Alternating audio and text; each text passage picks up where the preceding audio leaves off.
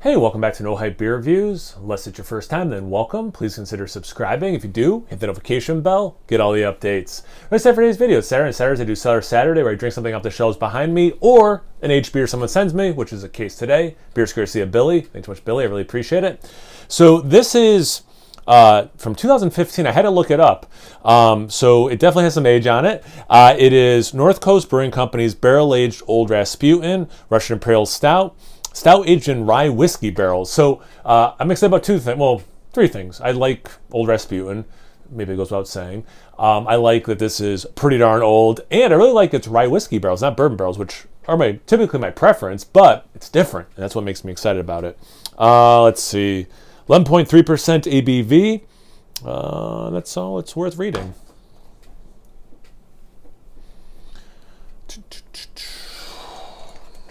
Guess I could have prepped this a little bit. All right, so far so good. No gushing over.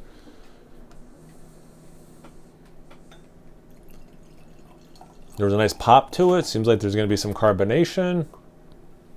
Yeah. Of course, I didn't bring a cap. That's fine. No big deal. All right, yeah, so definitely plenty of carbonation. I tried to pour it somewhat aggressive just in case it didn't have a lot, but it seems to have plenty, about 3/4 finger ahead. Mocha color, pretty compact bubbles until it gets to the top, and then they're a little bit bigger, almost soapy at the top. The beer is super dark brown into black for sure. A little bit of red down here where it's thinner. Definitely looks like a bigger stout. Is it motor oil? No. Is it still like dark and everything? Of course, yeah. It looks 11 point. You tell me it's an 11% stout. Yeah, for sure, all day. See what the aroma. Still smells good too. I'm not getting any staleness or anything, so it seems to have held up well in the bottle. Okay, there. You know what? A little bit of staleness, to be fair. So nice notes of chocolate, char. It's got a little bit of that spiciness you can get with rye. The chocolate, it's like dark chocolate, a little bit of cocoa powder as well.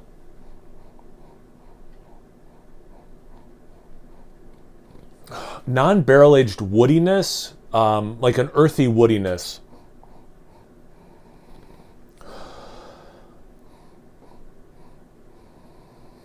Some fruits, like some berry fruits.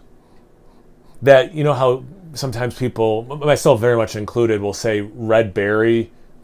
It's that thing. It's got like a little bit of that thing. Ooh, molasses as well. God, this smells good. Yeah, and again, to be fair, I didn't get it initially, there is a little bit of like this stale thing.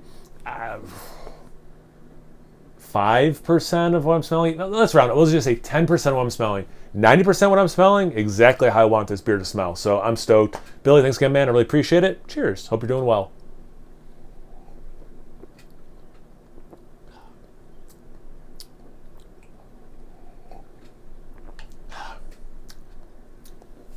I'm going to keep that 10-90% ratio from the aroma.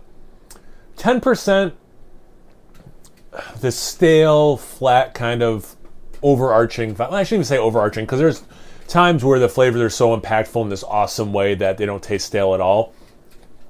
But yeah, 90% of this sip is just enjoyable.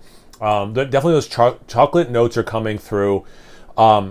A little bit of that earthiness is coming through, but any wood is barrel, specifically. Not a ton of spiciness from the rye. It's one of my favorite things about rye whiskey, barrel-aged beers, or rye whiskey in general, because I do like that as well, is that little bit of spiciness. This does not have a ton of that. I would love more, but there's a little bit there, The chocolate, yeah, it's hitting dark chocolate. It's hitting a little bit of like just cocoa powder.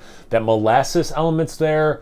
It's not one of the bigger things, but it is definitely there. Relatively dry aftertaste.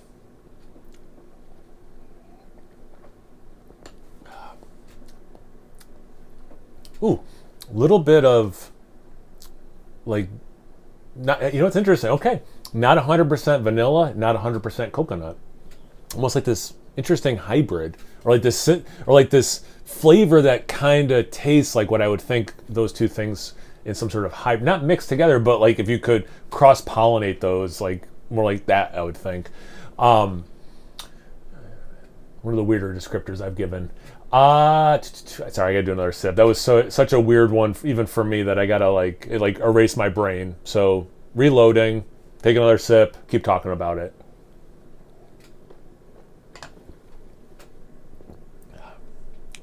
Yeah, so that barrel is kicking out more than just a little bit of this spicy rye whiskey thing, and I really appreciate that. I'm glad I kept going with the review and didn't discover that off camera. And that shrinks down the chocolate a little bit, but there's still enough chocolate. As a huge chocolate lover, there's still enough of it that I get it. Oh, some of that char, I should have mentioned, like I got in the aroma.